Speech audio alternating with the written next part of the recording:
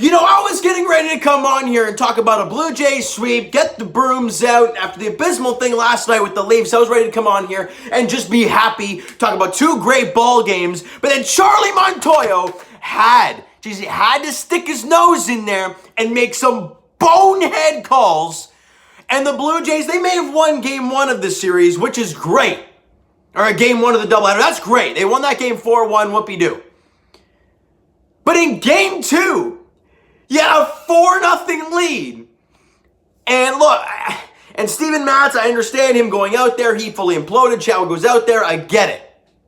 The way that game ended, Charlie Montoyo, I don't know what the heck this guy's thinking. But let's get to game one, because this is kind of why game two happened the way it did. All right, let's break this thing down. I have all my notes here for you guys. Here we go. Game one, top of the third inning, Bo Bichette reads on the fielder's choice. Joe Panik comes in to score. Great. Top of the fourth inning, Teoscar Hernandez hits a solo shot, big-time bomb for Teo. Then Rowdy Tellez in the same inning, solo bomb, beautiful. 3-0 Blue Jays. Top of the fourth inning, you know, considering that it's only a 7-inning game, that's huge. Then, bottom half of the fifth inning, off of Ross Stripling, Canadian Josh Naylor hits a solo shot, making it a 3-1 ball game.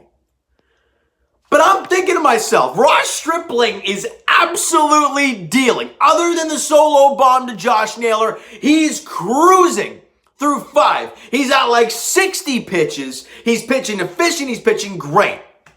Charlie decides to take this guy out of the ball game and go to Dolis and go to Romano. I understand that it's a same situation. I understand that. And the guys are rested and you're off tomorrow. I understand that, but you don't know what's going to happen in the next game. Your starting pitcher is dealing. We've talked about it all year long. The starting pitching has been awful. The bullpen is taxed, blah, blah, blah. Today, your starting pitcher, Stripling, gave you 5 unreal outings, and he could have gone out there for 6. Well, you know, as the book suggests, third time through the order. Shut up, Charlie. Third time through the order. Yeah, let your eyes do the talk. Let your eyes do the talking and watch the ball game. Stripling they were doing nothing against him. He was dealing other than Josh Naylor hitting the solo bomb. That was it. So let him go out there for at least the 6th inning. But no. He goes the 5th, and then Romano and Dolis, they do a job. Dolis goes out there, 1 inning, 1 hit, nothing doing. Romano goes out there, 1 inning, 1 hit, strikeout, no problem there. And Romano picks up his 3rd save of the year. And in the top half of the 7th inning, the Blue Jays get a sac fly from Vladimir Guerrero Jr. to make it a 4-1 ball game. That's great. You know, and offensively, he saw some great performances. Simeon 3 for 3 with a walk in the ball game. Rowdy Tellez 2 for 3 with a run scored, an RBI on the bomb that he hit. And Joe Panik, back-to-back really good games against Cleveland, 2 for 3 with a run scored for him. That's great. And Ross Stripling went 5 innings, allowed 2 hits. The 1 run, it was one of the 2 hits he allowed. Walked 1 and struck out 3. He was awesome. So much soft contact. They had no idea what was going on there. So I don't know why you take him out of the ball game. Now you won the ball game. All right, fine, whatever. Let's go to game 2. Top of the 3rd inning, the Blue Jays get their offense rolling. Teoscar Hernandez rips one off the wall. He thought it was a home run. I thought it was even a grand slam. But it was a double off the wall. Bo, Simeon, and Vladdy come in to score. It's a 3-0 Jays lead. Great. Fantastic. Next batter, Randall Grichuk. He doubles. Teo comes in to score. 4-0. Great stuff. Top half of the 3rd inning. Matz is giving you good 2 innings to start. That's fantastic. Bottom of the 6th inning, Matz just implodes. I mean, he was unbelievable and then implodes. You know, bottom of the 6th inning, Rivera doubles, Chang scores. Rosario singles, Rivera scores. And then they bring in Chatwood, and Ramirez hits his RBI single. Hernandez comes in to score. And then Chatwood can't find the strike zone. The base end up getting low. Or sorry, no. It was right at 1st and 3rd, on the single from Ramirez. Then you got former Blue Jay, farmhand, Harold Ramirez to ground into a double play. Great, but they score a run. It's a 4-4 flipping ball game. You had a 4-0 lead going into this basic, in hindsight, the bottom of the 8th inning. But it's 4-4, whatever. You get out of that inning. You go to the top of the 7th. The offense comes through. Davis gets a leadoff walk. And Danny Jansen butts him over. Then Simeon hits an RBI single. Davis comes in. You got the lead back. This is where things get interesting. Because if you didn't use Dolis or Romano, those guys would have been out there in the bottom half of that 7th inning, closing that 1 run and game out. But you used those 2 in the top in the first game, which didn't make any sense. You could have gone Stripling for 6 because he looked like he was clearly able to do it, and given, sure, Dolis out there in a 4-1 ball game, fine. Or even Romano, whatever. But no. Chatwood coming out in this ball game when he did, I understand that. But going into the 7th inning, they don't bring in another pitcher, and they're not warming anybody up. Like, are you kidding me? Chatwood has struggled mightily with his command. You saw it in the first half of his outing. You've seen it in outings past where he's just a tick off. You got the lead back, and that's fine. Look, putting him back out there, I understand it. Plus, he got the first out of the inning. Take that in. And then they don't warm anybody up until he's walked 2 guys on. It's like, buddy, just get someone ready just in case he starts to implode so you can save this ball game. But no, the damn book suggests that he's okay, that he is okay, and he'll get through it because the numbers suggest that in the 6th inning or later, 7th inning or later, with runners on base, he's okay. Shut up, Charlie. I've had it with this nonsense, man. We all question the moves, and I get it. But when there are bonehead moves in both games of a doubleheader that come back to haunt you, it's insane. Because Chatwood then, right after getting the first out of the inning, 1 out, nobody on, loads the bases on walks. And I'm not talking even a 3-2 count. Buddy can't throw a strike to save his life, right? Walks the, I think it was the first guy on a 3-1 count, walks him. Then 4 straight. Then 3-1, walks the next one. Bases loaded. Oh, but we don't have anybody warming up till there's 2 on. So we can't have anybody come in. Castro's out there probably trying to boogie as much as he can. But he can only do so much in the time that he was given. Then the bases get loaded, and I'm like, you literally can't go anywhere. You had nobody warming up. You can't bring anybody into this situation. And you got a guy on the mound who hasn't thrown 2 strikes in a bat in like the entire inning. And then he walks the bases loaded to score a run to tie the ball game. Now they bring in Castro. Oh, thanks, Charlie. Great flipping job. Then he's coming in to face Jose Ramirez looking for a strikeout. Well, the problem is Ramirez barely ever strikes out. It's a line drive to right field to Grichuk. Grichuk fires it home, but Zimmer's got speed at third. They score. They walk it off. Are you flipping kidding me? I am trying so hard not to use explicit content here, but this is just brutal, man. Like, it's just brutal. We keep it, oh, Charlie's a great guy. He's a good locker room. I don't give a damn if he's the nicest guy on planet Earth. If you can't manage the Toronto Blue Jays, don't be the coach.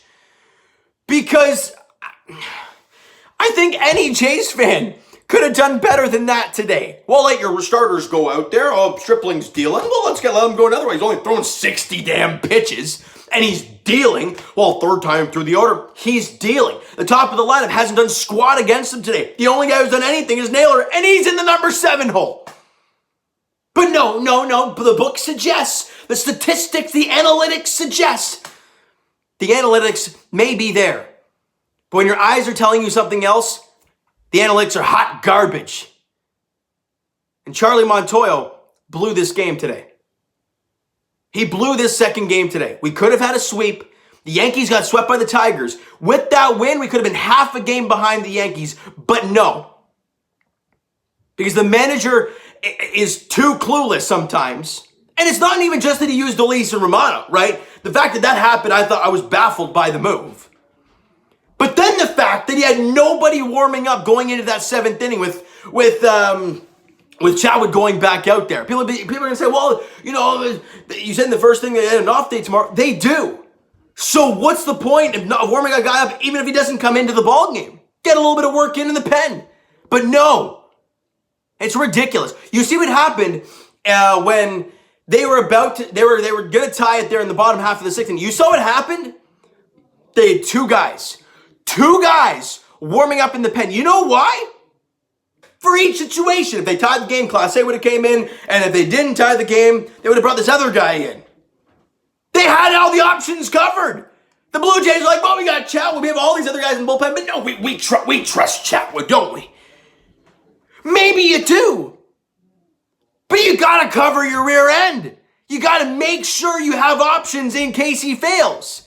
And he failed, and it took you halfway through the inning to figure out, oh boy, we might be in trouble. Maybe we should get a guy warming up. I don't know. I just think it's the most simplest of stuff that you got to know as a manager. I'm not a baseball manager. I've never been a manager my entire life, but I can tell you right now, if you go into the last inning having nobody up in the bullpen and a guy who's been really struggling on the mound in a one-run ball game, you damn well should have one, if not two guys warming up just in case. But they had nothing. And it took 3 batters, an out and 2 walks for them to figure out, maybe we should get a guy going. It's sick. Can us Toronto sports fans have something nice? We're watching the Leafs implode before our very eyes. We thought we were going to watch some good baseball today. In Game 1, it looked fantastic. Then the scratching our heads of the pitching changes. But it's okay, you won a ball game. That's fine. Game 2, you're up 4-0. Everything looks great. Mats implodes in the 6th. We're like, where'd that come from? And then the Chatwood nonsense fiasco, and then the whole, I've already said it a few times now. I want to get your guys' thoughts in the comments below. Go nuts. But this is probably one of my bigger rages I've done in quite some time, and it's because literally I came downstairs in my area and I started throwing things because I'm like, this is the most simplest of stuff you can think of. How is this guy not thinking of it? Everyone's going to say, well, the guys up top are the ones not calling the shots. He is the manager. He has coaching staffs around him. All these guys. Not one guy saw the situation and thought, maybe we should do something about it. Either way, you got to cover your rear, and he didn't. He straight up didn't. And I just think it's ridiculous. I didn't write down who we're playing next. I think it's Miami in Salem Field after the off day tomorrow. Tomorrow's Monday, Tuesday. I can't remember who's Game 1. I know Manoah's in Game 2. I can't remember. Robbie Ray, I think, is in Game 2, or in Game 1 against the Miami Marlins there at Salem Field. I'm going to leave you guys with that. I don't want to talk anymore about this ball game. It sucked. Look, that's the thing about doubleheaders. You win Game 1, you feel great. But if you lose Game 2, you feel like you didn't even win Game 1. I want to get your guys' thoughts, though, in the comments. Go crazy, all right? I need to let it all out. You guys might need to hear it. If you need to let it all out, go do so in the comments. Go nuts, all right?